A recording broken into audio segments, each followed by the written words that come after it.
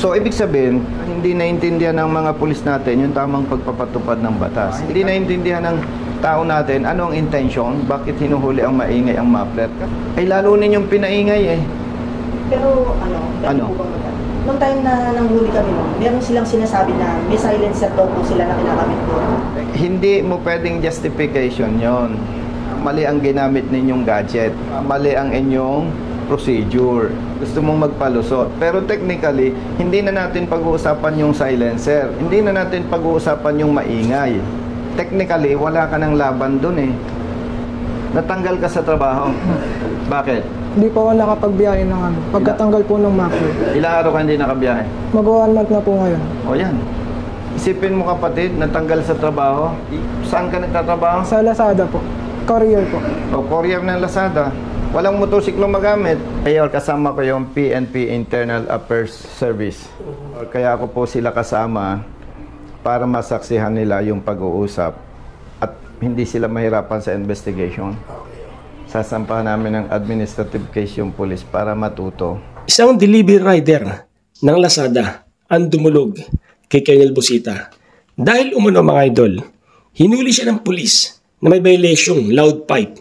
Samantalang hindi naman tama ang ginawa nilang panguhuli. Dahil hindi sila gumamit ng decibel meter at wala rin silang ginamit na triangle para masukat mismo yung distance ng muffler. In short, hindi tama ang ginagawa nilang pagpapatupad ng batas. At ang malupit nito mga idol, wala sa ordinansa na magbaklas ng muffler, talagang ginagawa pa rin nila. Isipin nyo na lang mga idolo kung gano'n na karaming motorista ang napiperwisyo ng mga pulis na to. At mantakin nyo mga idol ang kawawang rider nawalan ng trabaho dahil walang magamit na motorsiklo. Kaya talagang ang laking abala at perwisyo. At ito ang inaksyonan ni Colonel Busita.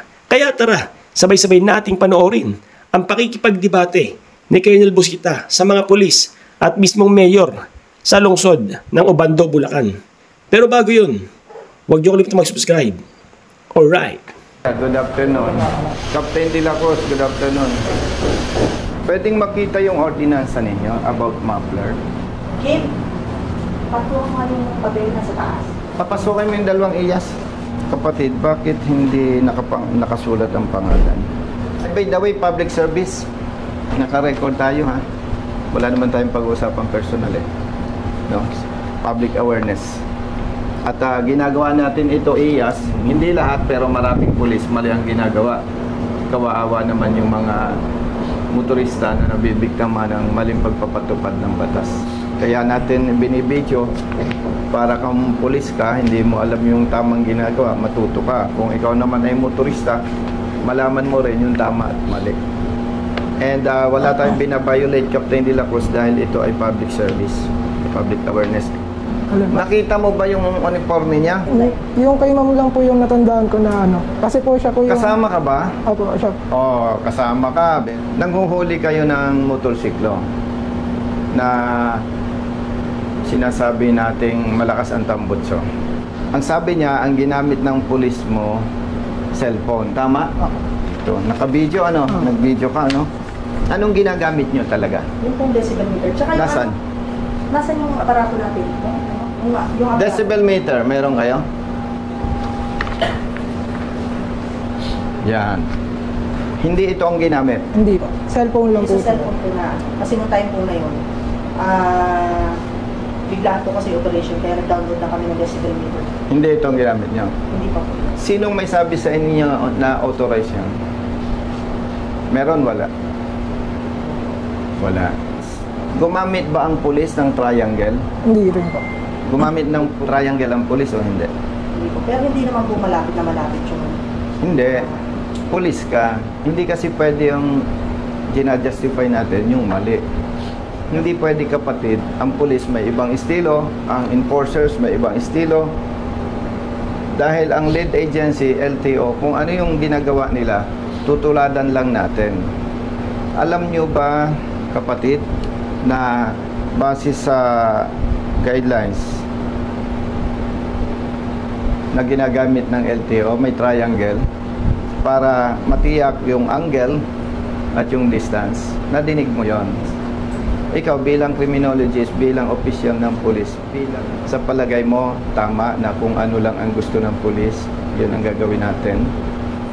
Yung hindi ninyo paggamit ng triangle, na kung saan meron dong dimension, may angle na sinasabi, criminologist ka, technically, mali na yon. Pangalawa, cellphone. Hindi naman pwedeng gamitin mo ang cellphone personal use. Na subukan mo kung pasado yung motorsiklo mo, pero sa sound level, pero kung ang pag-uusapan kapatid ay enforcement, hindi acceptable yon. Hindi naman sinabi ng batas, pwedeng gamitin ang cellphone. Hindi sinabi ng batas, huwag ninyong sundin ang LTO, bahala na kayo. Basta may distansya.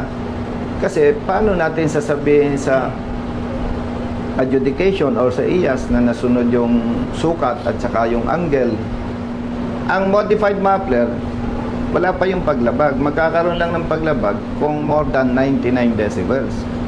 At tiningnan ko yung Muffler niya, may video kasi ito, may ebidensya. Wala akong nakitang modification dyan eh. Alam ko kapatid, nag-aral ka naman. Pag sinabing modification, kung ito ang Muffler, pwedeng pinaikli ko, pinahaba ko, pinaliit ko, modification yon. Pero kung binili ko ang Muffler na ganito, halimbawa, ikinabit ko, wala akong binago, walang modification nun. Kumbaga, common sense, self-explanatory. Tinanggal nyo daw ang Muffler. Nagtatanggal kayo ng Muffler? Hindi ko alam. Tinanggal ang Muffler? May tao po sila na pinagtanggal po ng muffler. O di kayo din yun. May tagatanggal kayo ng muffler, ano? Ito, nasa video yan. Yan tao na yan. Yan tao na yan. Ba yan pa? O sino yan? Striker ninyo, ano? Ano po yan, kakilala lang po nung O kakilala ng polis ninyo. Kaya ipinagbabawal ang maingay na muffler.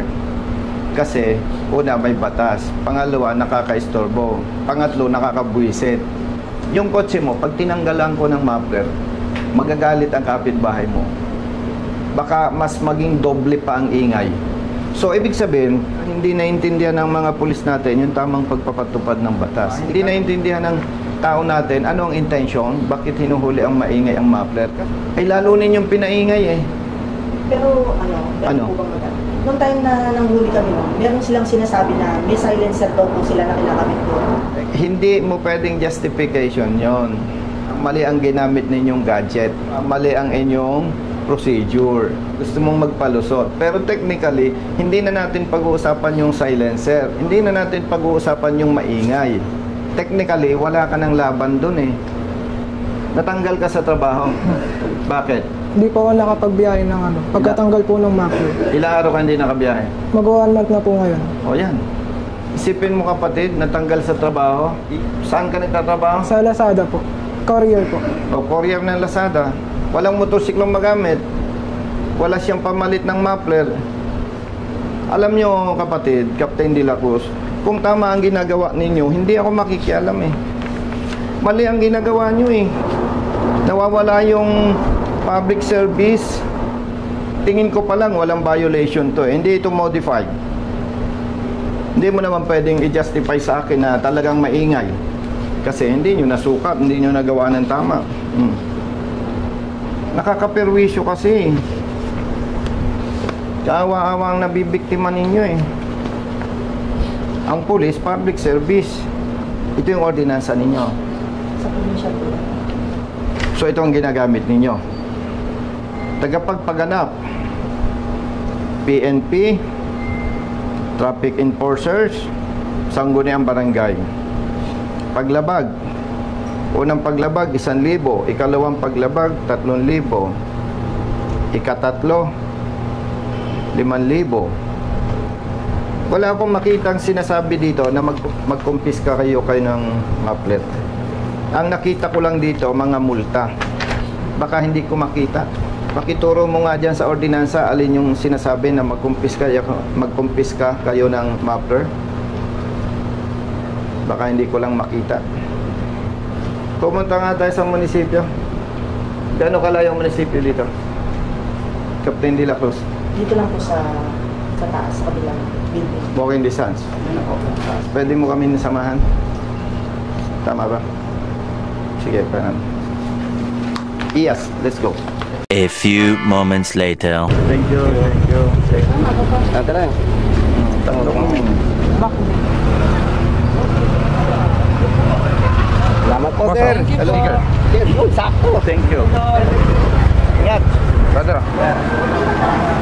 Tayo sa Office ng Traffic Enforcement.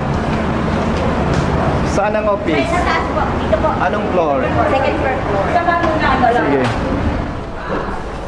Ay, siya, wala po sila dito. Wala Baka pa. po nasa... Saan ang admin? Sa fourth floor po ang admin eh. Administrator? Good afternoon. Balita. Anong office mo dito? GSO po. Sa GSO. GSO. Under ng GSO, brother, ang Traffic Management Office, no? Mayor's office po bali under traffic management. Ay, administrator na nakakalam. Apo. Bali sa fourth floor. Fourth floor. May elevator po Hindi, kasi. lalakarin na natin. Dalawang floors na lang eh. Diba? Thank you po. Yes. Excuse lang muna sa tropa. Baliktad po. Sir, pwede magpa-picture po? Oo, pagbalik ko dyan. Babalik po kayo dito, sir. Ay, siyempre. Okay, thank you po, sir. Saan kami dadaan? Dito po. Elevator po kasi. Hindi. Sige ba, sir?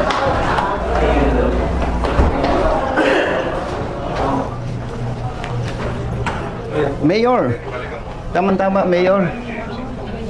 May kasama lang po akong rider. Mayor, may advocacy po kami. Pagka yung mali ang huli, ina-action na namin. Mayor, ang talaga namang hindi maganda ang ginagawa ng ibang riders, yung maingay ang tambutso. Opo. At yung po ay hindi natin pinoprotektahan. At ako po ay kaya umakyat para makausap nga yung chief ng traffic. Ang sumbong nitong rider, hinuli siya ng pulis. Ang ginamit po na pansukat, cellphone, nung sound level. And nabanggit ko na mayor dito po sa deputy ng chief of police na ang lead agency sa pagpapatupad ng batas kaugnay sa sasakyan is LTO.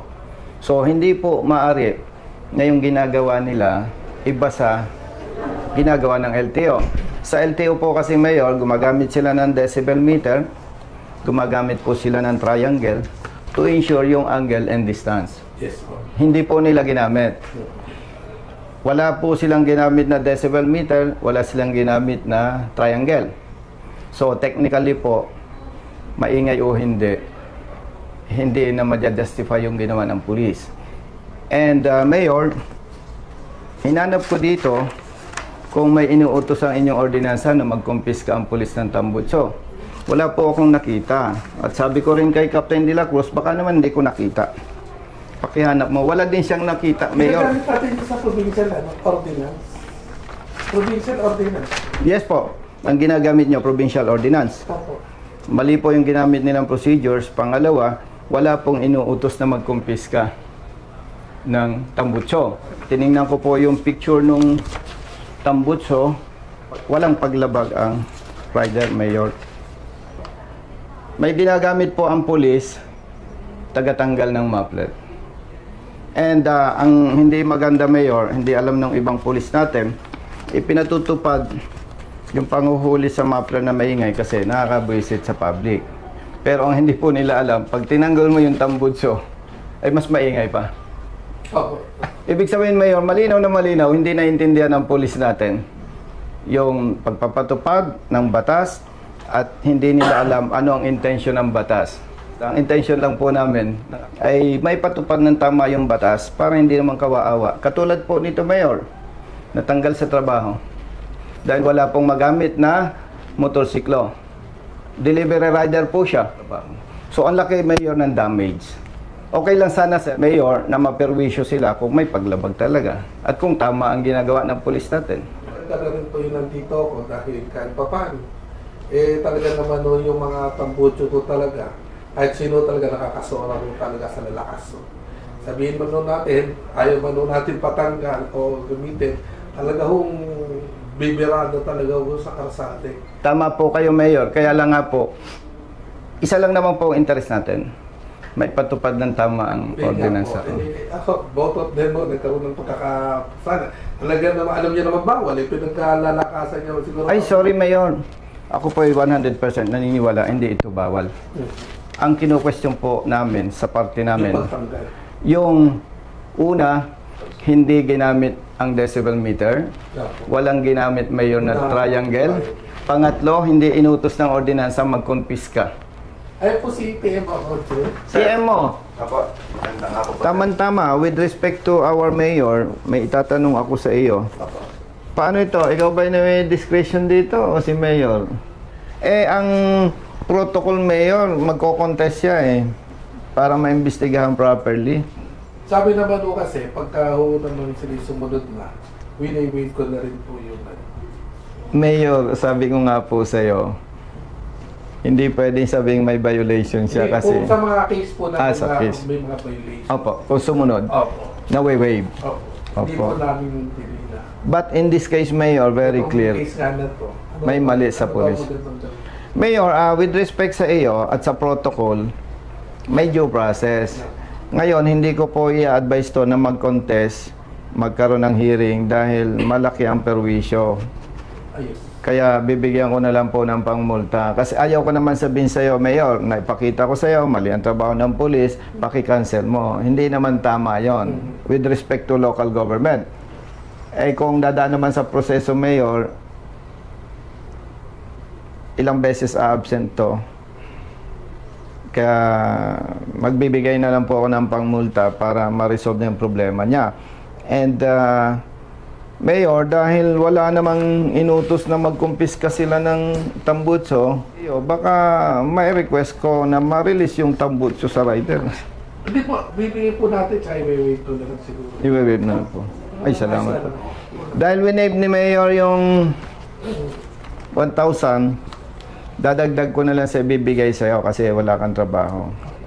Chief, upo ka. Anong year ka nag-retire? Optional po, 22. Ba't tanggalin mo yung face mask mo? Naiya po ako. Ha? Naiya po. Pakita ka para hindi kita Naiya ka? kailangan. Baka ito yung dating wanted na iyo, eh. Hindi lang ito eh. Ha? Naparete. Nabarete po. Saan doon? Sa Malabon po ako nun eh. Sa Malabon po ako natira. Mayor, kasama ko yung PNP Internal Affairs Service.